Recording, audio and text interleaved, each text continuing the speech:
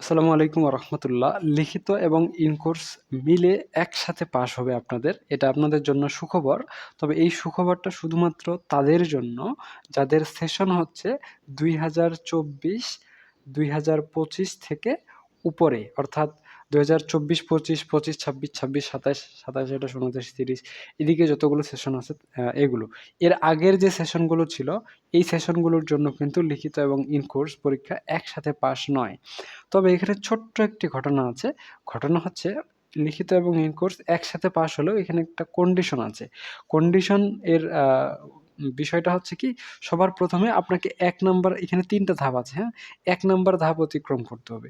এটা হচ্ছে ১ নাম্বার ধাপ, মানে হচ্ছে প্রেজেন্স বা উপস্থিতি। আপনি আ সারা বছর যতগুলো কর্মদিবস থাকবে, আপনার কলেজ যতদিন খোলা থাকবে, সাধারণত ২১৪ দিন খোলা থাকে। সাধারণত, কম বেশি হতে পারে, আমি আমার এটা এক্সাক্টলি মনে নাই। তো আপনি যদি কলেজে যতদিন কলেজ খোলা থাকবে কমপক্ষে ৬০% দিনে উপস্থিত হতে পারেন। মানে ১০ দিনের মধ্যে ১০ দিন খোলা থাকলে যদি কমপক্ষে ৬০ দিন, ৬ দিন হচ্ছে উপস্থিত থাকতে পারেন, তাহলে আপনাকে সর্বপ্রথম উপস্থিতির জন্য ৫ নাম্বার বা প্রেজেন্সের জন্য ৫ নাম্বার বরাদ্দ থাকবে।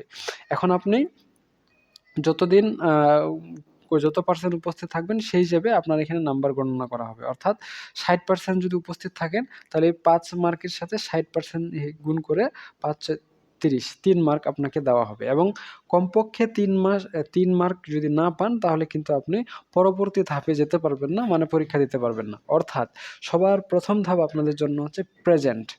৫ মার্কের মধ্যে ৩ মার্ক পেতে হবে। আপনি কলেজে গিয়ে ৩ মার্ক পেতে পারেন। আবার অনেক কলেজ আছে যেগুলোতে না গিয়েও ৩ মার্ক পাওয়া যায়। ৩, ৪, ৫, ৩ নাম্বার হচ্ছে আপনার কোয়ালিফিকেশন হচ্ছে ইনকোর্স দেওয়ার জন্য। মানে ২ নাম্বার ধাপের জন্য। ২ নাম্বার ধাপে আপনাদের ইনকোর্স পরীক্ষা নেওয়া হবে। ইনকোর্স পরীক্ষা সাধারণত হয় ২০ মার্কের, যার মধ্যে আগে প্রেজেন্সের জন্য ৫ নাম্বার আগে থেকেই থাকে। অর্থাৎ ইনকোর্স পরীক্ষায় আপনাকে লিখিত পরীক্ষা দিতে হবে ১৫ নাম্বার। ১৫ নম্বরের পরীক্ষা আবার ২ বার, অর্থাৎ ৩০ নাম্বারের পরীক্ষা দেওয়া হবে। আ তো এই ৩০ নাম্বারের পরীক্ষায় আপনাকে ৪০% নাম্বার পেতে হবে। অর্থাৎ ২ বার ইনকোর্স পরীক্ষা দিয়ে টোটাল যদি আপনি ৩, ৪ এ ১২ নাম্বার পান, আপনার এই প্রেজেন্সের নাম্বারটা এখানে ১২ নাম্বার যদি পান, তাহলে আপনি পাস করবেন। তবে ১২ নাম্বার না, এটা আপনার প্রেজেন্সের নাম্বারটার উপর ডিপেন্ড করবে। অর্থাৎ ইনকোর্স নাম্বার কিন্তু ২০, হ্যাঁ? এই ২০ নাম্বার ইনকোর্স এর টোটাল, যদি আপনি আ ৮ নাম্বার পান, তাহলে পাস হয়ে যাবেন। এখন এই ৮ নাম্বারের মধ্যে যদি ৩ নাম্বার হচ্ছে আপনি উপস্থিতিতে পান, তাহলে ২০ এর মধ্যে ৫ নাম্বার পেলেই কিন্তু আপনি এটাতে চলে আসলেন। সো ১ম অবস্থায় আপনাকে ৫ নাম্বারের মধ্যে কমপক্ষে ৩ নাম্বার পেতে হবে। এই ক্রাইটেরিয়া ফুলফিল করলে পরবর্তীতে আপনার টোটাল ২০, মানে ১৫ নাম্বার আছে। এই হচ্ছে ১৫ নাম্বারের মধ্যে, আর আগের ৫ নাম্বারের মধ্যে টোটাল যদি আপনি আ ২০ নাম্বারের মধ্যে ৮ নাম্বার পান, সেক্ষেত্রে ইনকোর্স পাস করে ফেললেন। এরপরে চলে আসে আপনার তৃতীয় ধাপ, সেটা হচ্ছে লিখিত। এখন লিখিত বা রিটেন বা এটা বোর্ড এক্সাম বলা যায়। এটা বোর্ড এক্সাম। বোর্ড এক্সাম হয় ৮০ মার্কের। বোর্ড এক্সাম হয় কি ৮০ মার্কের। এখন ৮০ র মধ্যে কত পেলে পাস, এটা ফিক্সড না। এটা ডিপেন্ড করবে আপনি আগে কত নাম্বার পেয়েছেন। মানে প্রেজেন্সে এবং ইনকোর্সে কত নাম্বার পেয়েছেন। সে প্রেজেন্সে ৫ এর মধ্যে ৫ পেয়েছেন। ইনকোর্সে ১৫ এর মধ্যে ১৫ পেয়েছেন। ২ টা যোগ করলে ২০ এর মধ্যে ২০ নিছেন। তাহলে লিখিততে যদি আর মাত্র ২০ নাম্বার পান, তাহলে এই ২০ আর লিখিততে ২০ আর আগের ২০, ২ টা মিলে ৪০ নাম্বার বা ৪০% নাম্বার পেলেই আপনি পাস হয়ে যাবেন।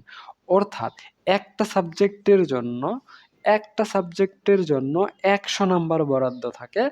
এই ১০০ নাম্বারের মধ্যে আপনি যদি ৪০ নাম্বার পান, সেক্ষেত্রেই হয়ে যাবেন পাস। একটা সাবজেক্টের ক্ষেত্রে ১০০ নাম্বার বরাদ্দ থাকলে ৪০ নাম্বার পাইলেই পাস। কিন্তু এই ৪০ নাম্বার আপনি একবারে পাওয়ার সুযোগ পাবেন না। এই ৪০ নাম্বার পেতে আপনাকে এই ১০০ নাম্বারের মধ্যে সবার প্রথমে কি করতে হবে? ৫ নাম্বারের উপস্থিতির একটা আম পরীক্ষা দিতে হবে বা কলেজে উপস্থিত থাকতে হবে। এই ৫ নাম্বারের মধ্যে যত পাবেন, পরবর্তীতে ১৫ নম্বরের একটা ইনকোর্স লিখিত পরীক্ষা দিতে হবে। এই লিখিতর মধ্যে যত পাবেন, এর পরবর্তীতে ৮০ নাম্বারের একটা আ বোর্ড এক্সাম দিতে হবে। এই হচ্ছে ইয়ার মধ্যে যত পাবেন সেইগুলো সবগুলো একসাথে যদি যোগ করেন, সবগুলো একসাথে যোগ করলে যদি 40% নাম্বার হয় তাহলেই আপনি পাস করবেন। তবে এখানে একটা ঘটনা আছে, 5-এর মধ্যে এখানে কমপক্ষে 3 নাম্বার পেতে হবে, তাহলেই আপনি ইন কোর্স পরীক্ষা দিতে পারবেন, অন্যথায় ইন কোর্স পরীক্ষা দিতে পারবেন না। আর দুইটা মিলে 20 নাম্বারের মধ্যে, 20 নাম্বারের মধ্যে যদি আপনি 8 নাম্বার পান তাহলে ফর্ম পূরণ করতে পারবেন, মানে বোর্ড এক্সাম দিতে পারবেন, ঠিক আছে? আর 8 নাম্বার এখানে পেয়ে যদি এখানে 32 নাম্বার পান তাহলে কিন্তু 2টা মিলে 40 হয়ে গেলে, 40% হয়ে গেলে পাস হয়ে যাবেন। আশা করি আমি আপনাদের একদমই ক্লিয়ারলি বুঝাইতে পারছি। সো এই হচ্ছে আপনাদের বিষয়। আপনাদের যদি আরো অন্য কোনো বিষয় জানার প্রয়োজন হয়, আমার এখানে WhatsApp নাম্বার দেওয়া রয়েছে। আপনারা আমার WhatsApp নাম্বারে যোগাযোগ করে আপনাদের অন্যান্য প্রয়োজনীয় প্রশ্নগুলো করতে পারেন। আশা করা যায় আমি বুঝাইতে পারছি। আপনাদের প্রথমে এখানে কমপক্ষে 3 নাম্বার, আর এই আগের 2টা মিলে কমপক্ষে 8 নাম্বার, এবং 3টাই মিলে কমপক্ষে 40 নাম্বার পাইলেই আপনি পাস। ঠিক আছে?